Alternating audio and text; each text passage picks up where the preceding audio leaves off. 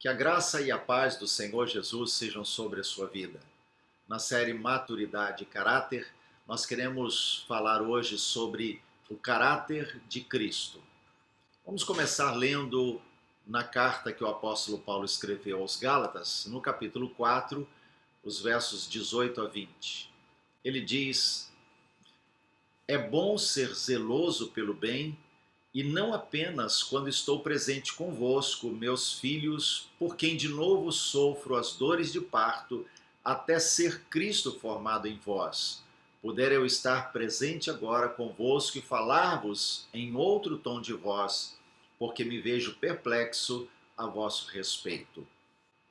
Quando nós lemos a respeito do que Paulo escreve aos Gálatas, uma frase nos chama a atenção. Ele diz: até que Cristo seja formado em vós. No processo de amadurecimento cristão, todos nós, de fato, temos o desejo de sermos mais parecidos com Jesus. Algumas pessoas ainda carregam consigo a imagem de um Jesus tão inatingível, porque é Deus, que não o tem como exemplo. Jesus fez isso porque ele é Deus. Jesus não pecou porque ele é Deus. Jesus conseguiu andar uma vida reta porque ele é Deus. Então atribuem tudo à sua divindade, como se Jesus tivesse se tornado carne. Deus se tornou carne para viver como Deus. É incoerente. Deus se fez carne para viver em carne como homem. Por isso, quando nós olhamos para Jesus, nós precisamos tê-lo sim como exemplo e como padrão. É isso que nós aprendemos quando a palavra nos diz, por exemplo, que nós devemos seguir as pisadas de Jesus. Nós devemos seguir o seu caminho, o seu padrão de vida. O fato é que, nesse processo de amadurecimento, nós precisamos caminhar na direção do alvo da estatura de Jesus, que é o varão perfeito, mas que é para nós o modelo a ser seguido. Não é uma mudança de uma hora para outra.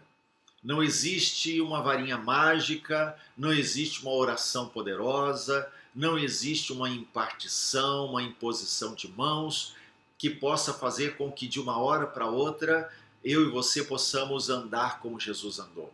Não é assim que acontece. É um processo para a vida toda. Quando nós olhamos homens santos, mulheres santas, que marcaram a história, que hoje vivem, que influenciam milhares, que transformam vidas porque são instrumentos de Deus, pessoas que Deus tem usado de forma tão relevante no nosso tempo, nós muitas vezes não levamos em consideração o preço que essas pessoas pagam para viver uma vida que seja mais parecida com a vida de Jesus. Há uma guerra dentro de nós.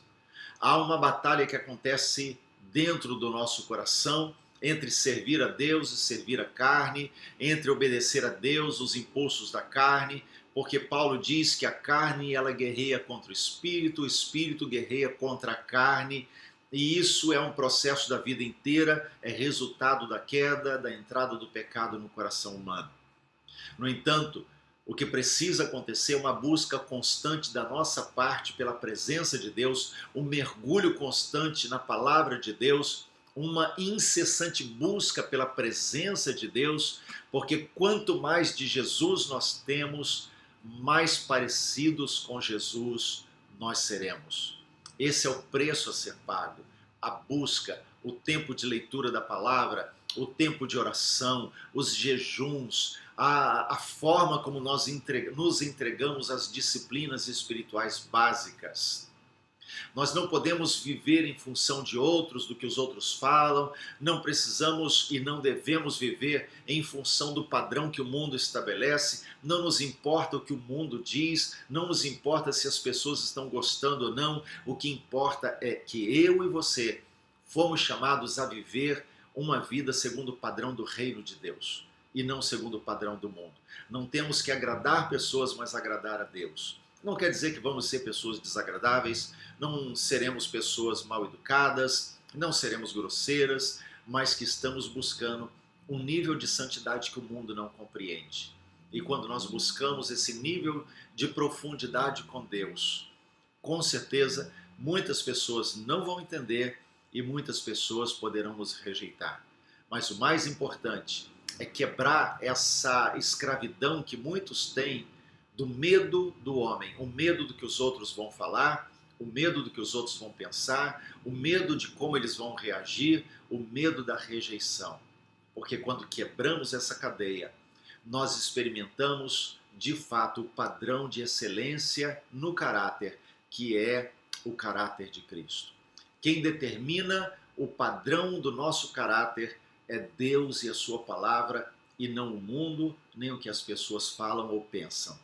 Por isso, mergulhe na palavra, mergulhe em Deus e deixe Deus mudar o seu coração e transformar o seu caráter para que você seja mais parecido com Jesus.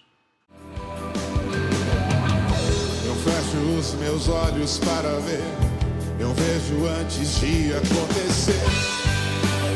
Sim, eu vivo pela fé.